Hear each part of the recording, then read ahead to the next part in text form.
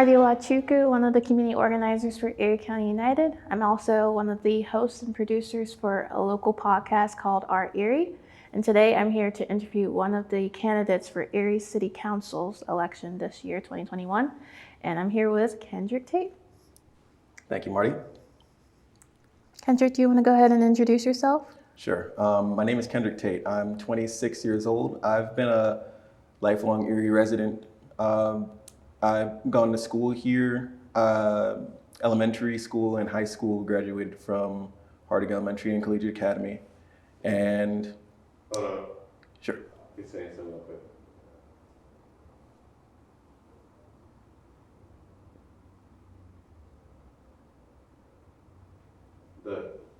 The base of him? Put him. Alright, yeah, but put it away.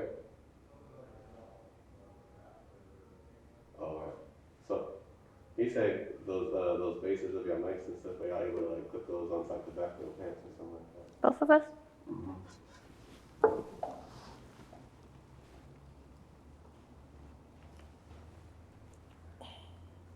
Yeah, my bad. And then we'll count y'all in and stuff, and you know what I'm saying? Okay.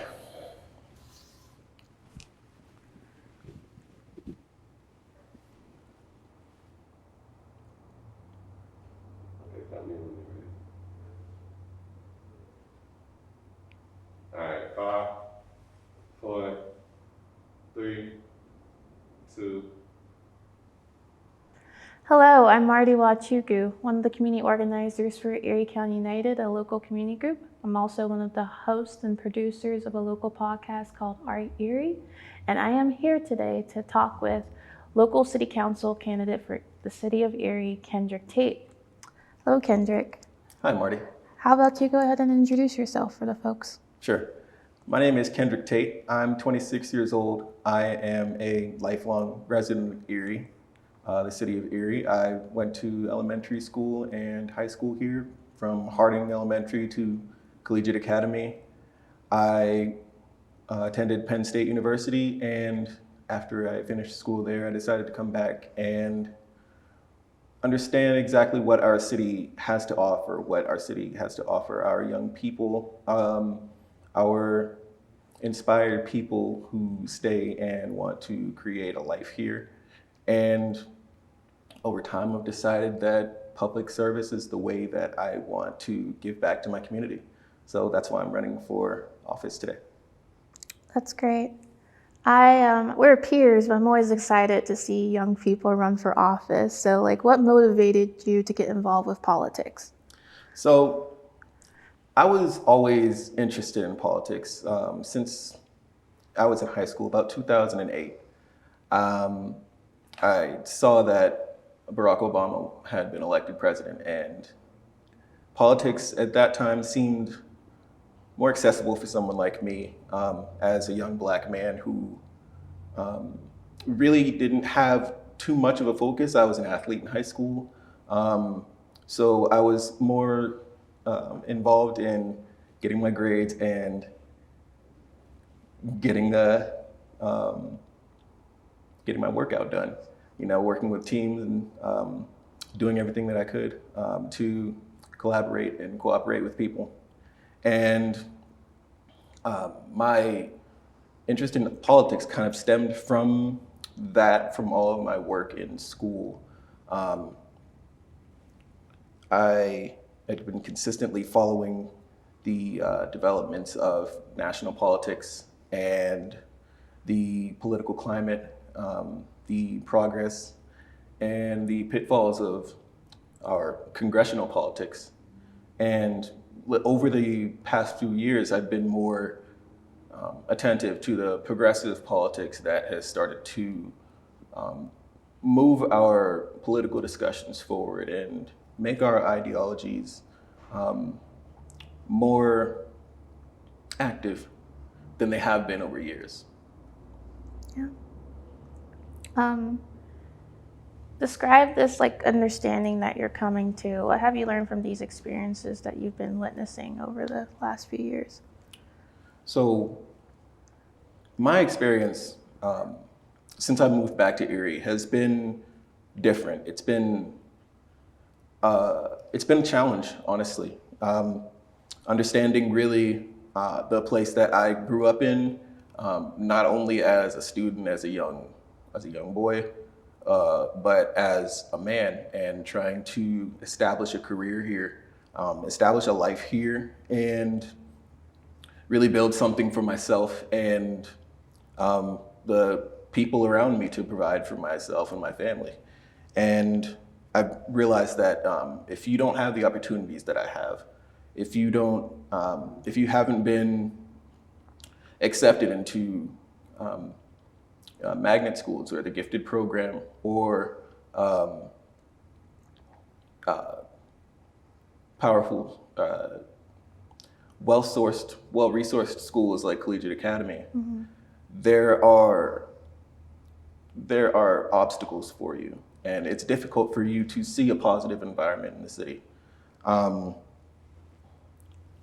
My environment has been one of optimism, of support from my teachers, from my peers, and my family, and they've given me a lot of hope for my future, for whatever is possible for me. But a lot of people in the city haven't had those kinds of opportunities. They haven't been given that kind of environment. And I feel that on city council, I have an obligation to do everything that I can to make sure that our residents, our young people, feel like they have opportunities here. They can see the opportunities that are available to them, and we promote those opportunities to them to make sure that they can survive and thrive in the city instead of being stuck, feeling like this city has nothing to offer them or they have nothing to offer us. Sure. So what is your goal for city council, given like you want to expand these opportunities and you feel you have an obligation to make these things realized? Yeah, my goal on city council is just to make sure that we are visible and accessible to our community in all ways, from the understanding of the developments that we go through, the business opportunities that we offer people who want to invest in the city, to the decisions, the policy decisions that we make, that we explain to each council member. We need to make sure that that is well understood by our residents, by our city, because these decisions are affecting them. They are the most important parts of their lives, even if they don't actively participate. And my goal is to make sure that even if they aren't participating, that they have an understanding of the progress that we make, the goals that we set for ourselves as city council members, and that we're visible and accessible to them so that they can understand who we are, who is representing them, and what we're able to do as a city to help guide them forward. Thank you. This election cycle, there is a small but interesting group of candidates running, so voters have a lot of options this election cycle. So what do you have to offer as a candidate to voters? Well, I have my experience, my dedication, my attention, and my love for my city. As a young person, as a young Black man in this city, since I've moved back, I've been aware of many different perspectives of our city, from what I've experienced from the reports of 2017 and 2019, which describe us as one of the worst cities in the country for Black people to live in, for us to have the lowest income in the zip code in the nation. It's really given me a strong perspective of someone who wants to come back to the city to actually support it without feeling the desire to serve myself by moving towards a bigger city or moving out of the city to make a name for myself or to get a better income. I've done everything that I could to really understand what life is like for somebody who decides to stay and make a life for themselves in the city. I've worked in food production. I've worked as a temp worker, construction. I've worked as a convenience store employee, in auto shops. And all of those were opportunities for me, but they weren't opportunities that were reasonable, livable opportunities for me. And I can only imagine that even somebody who hasn't had the education that I had, who hasn't had the opportunity to learn the things that I have, what they feel that their opportunities are. With my education, I was able to be scouted for a financial assistant position. And after I'd gone through training for weeks, very soon after, I was given, I was arrested for allegedly threatening a convenience store employee with a gun. And of course it was a lie, but that experience did two things for me. It solidified the experience of Black people in this city that really hadn't been well known to me because I'd had the environment I'd grown up in as someone with supportive teachers, supportive family who put a lot of worth into the education that I got. And it also motivated me to really develop a culture in this city that gives the proper worth to Black people, to people of color, to our new Americans, to everyone in this city who deserves to be seen as a worthy person, as a human being in this city. Sure. Thank you for sharing that experience and being open and vulnerable like that. Absolutely. Is there anything else you would want to say to the viewers today? Yeah. My life here has been unique, I'd say. And it's given me a very powerful idea of what the potential of this city is.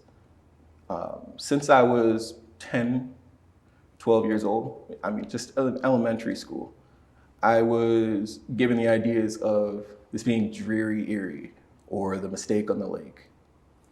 But I think that as a city, we need to not only move past our past, but we need to consider this city as a great city on a great lake.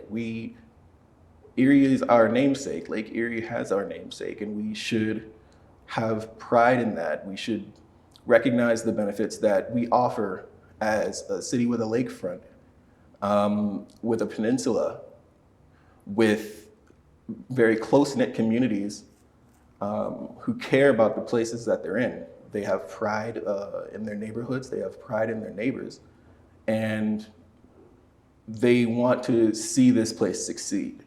The decades of decisions that have been made without the participation and accessibility of the community to to the policies have continuously held us back.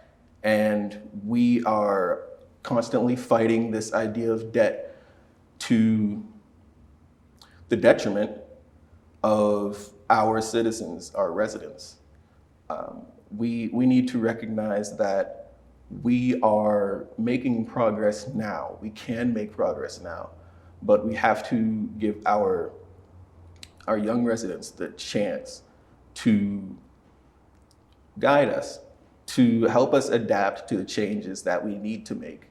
Because for decades, we've just chosen not to make those changes.